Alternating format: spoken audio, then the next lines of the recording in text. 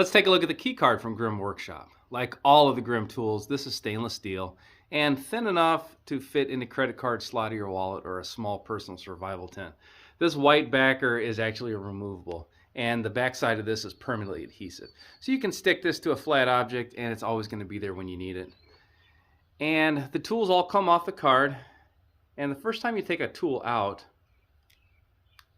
there is a little metal tab you have to break through. And just a little wiggle, and they all come right out. Now the tools are all going to be usable individually, and you can put it back on the card using the tool retention system. So to do that, you just line it back up, give it a press, and it's back on the card until you need it next time. The key card comes with 6 tools, and these tools are all going to come in handy in any urban escape and evasion situation, as well as standard urban survival, or again, if you just happen to lock yourself out of your house or lose a key to a padlock, this is going to get you right through that lock.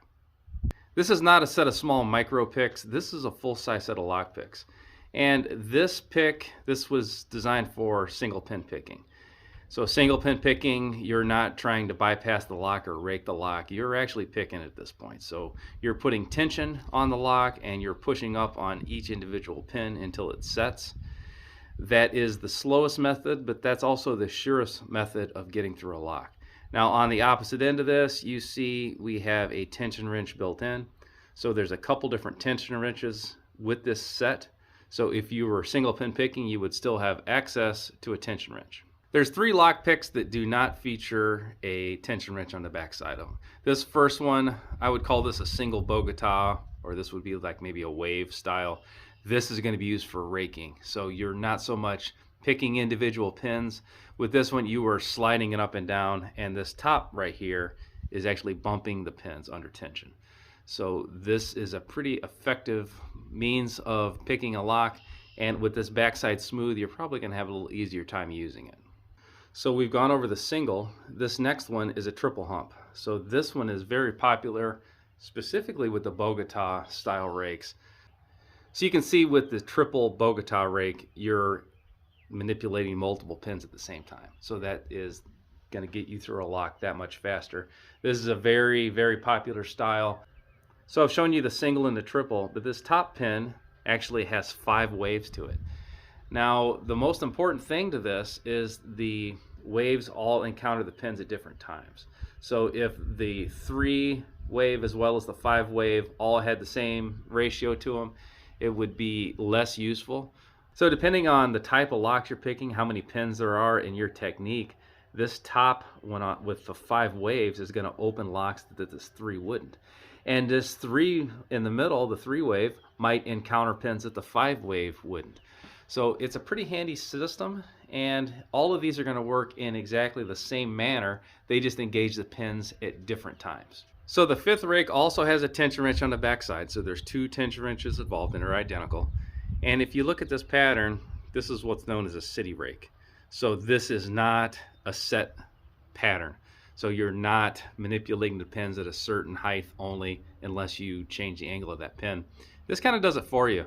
So this kind of mimics the cuts of a key, and you've got a very good chance of being able to move this in and out under tension and set all the pins with very little difficulty.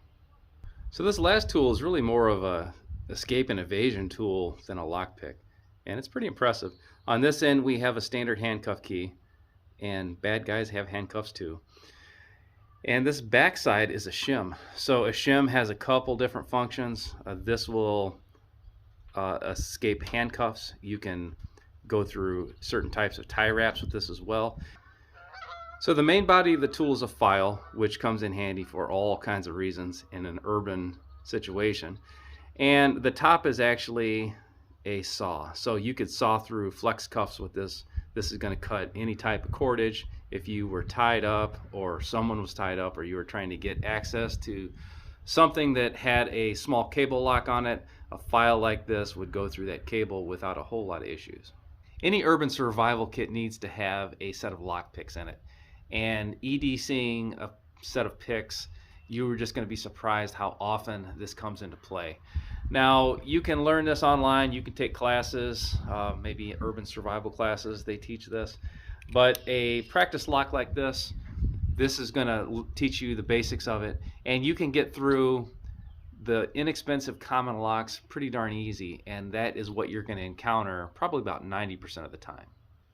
Most lock picks are small and designed to be concealed anyway. So having a set on a card like this all together really is no disadvantage to having a full-size set of picks. You have all your bases covered with this. You have two different tension wrenches. You've got a single pin. You've got a single, a triple, as well as a 5-wave rake. And that city rake is going to get you through a lot of locks very, very easily. This escape and evasion tool on the bottom is what really sets this kit apart, and this is what I love about it. You've got a handcuff key on the bottom. This shim on the back side is going to work with handcuffs as well as flex cuffs. A file is always handy for crafting items in an urban situation. And that saw on the back side is going to cut through cordage or flex cuffs like they're not even there. This is a great kit to put in your urban survival gear or slip in your wallet and not really think about it till you need it. But this is also a kit that's full-size and durable enough to practice and help you learn these skills.